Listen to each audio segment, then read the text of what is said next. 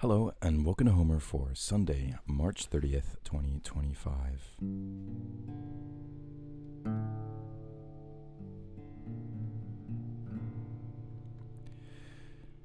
Toi hotes petion to troi con adresseia.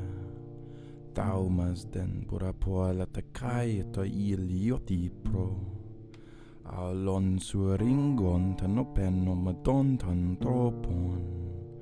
Autorotes neias te idoi kai lau na kaion. Pola se capoles potalumnus helca to kaitas. Hupso te onte di mega destina kuda limon ker. Ede doi gata tu monariste paina to buelei. Nestore pi proton eleion temenandron. Tina hoi suen me tina mumon tek naito. Etis alexica cospasin da noi siga noito.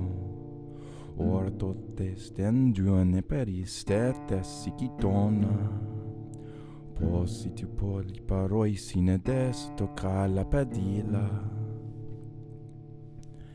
Ambite pete ta foi non eso to derma leondos. Aidonos megaloi poder necasele to dengos.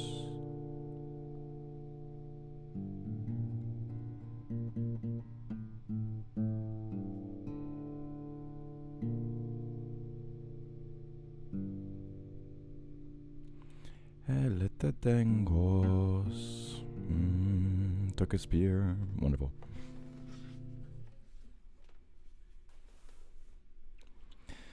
Great.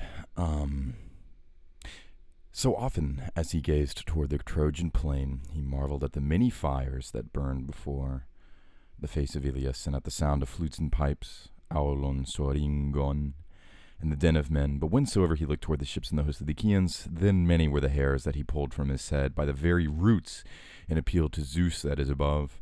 And in his noble heart he groaned mightily, estina cur dalimon ker. And this plan seemed to his mind the best, to go first of all to Nestor, son of Neleus, Neleion, so that he might contrive with him. He might contrive with him some goodly device that should be for the warding off of evil from the Danaan host. So he sate him up, and did on his tunic about his breast, and beneath his shining feet bound his fair sandals, and thereafter clad himself in the tawny skin of a lion, fiery and great, a skin that reached his feet, paw de nekes. And he grasped his spear. Excellent. So another Agamemnon weeping passage. Agamemnon is, he's just always so temperamental. I think this is a lot of what makes him, in the Iliad at least, a good leader, right? Let's break down exactly what happened here, right? So he looks over at the Trojan camp, and he wonders at the fires, and he wonders at all the music that they're making, and the din of the shouts of the men, right?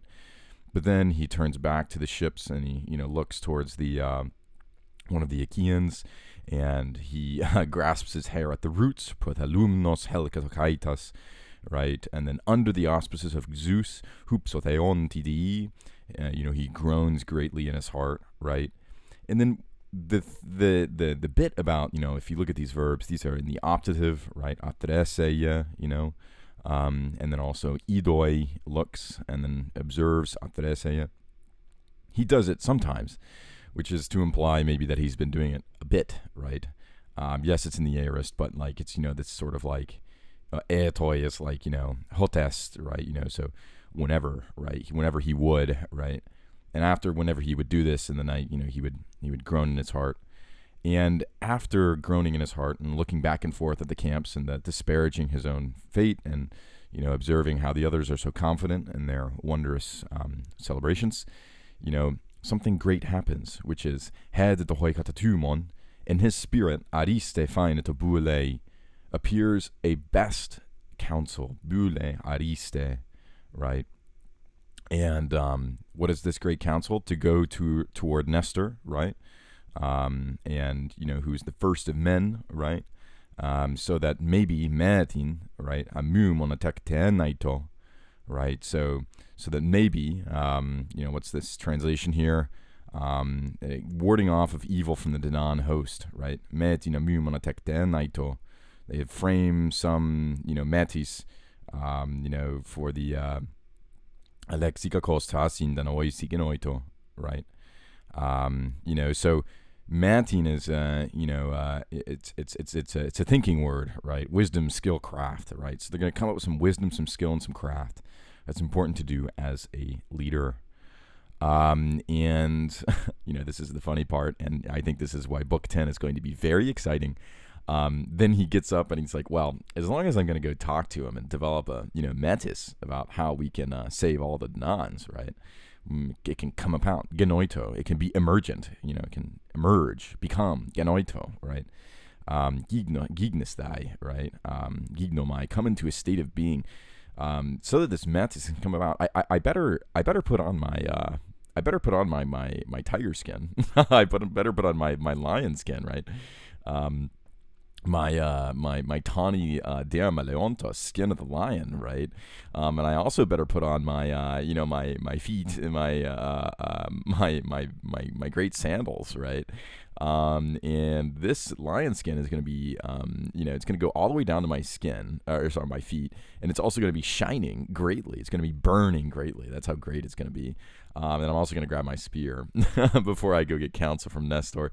So it's like, it's almost like, you imagine a movie where like the kid is like, looking for advice from like his dad, and he's like wearing like his like cowboys and Indians like his like, or like his like playing in the wild, where the wild things are sort of outfit, right? Grabs his little spear and goes to his dad and says, "Dad, I need help," right? It's kind of like that same impetus, right? But even in this so simple of a scene, right, and the wearing of the animal skins will get more important here. Even in this so simple of a scene, we do see this wonderful dialectic of leadership. And Agamemnon often gets a bad rap, but they need all the help they can get now. So it's good that he's at least using his brain, so he can use that ruling scepter well. Anyway, we will continue with this tomorrow. Thank you so much for listening, and I hope you have a wonderful rest of your weekend. Take care.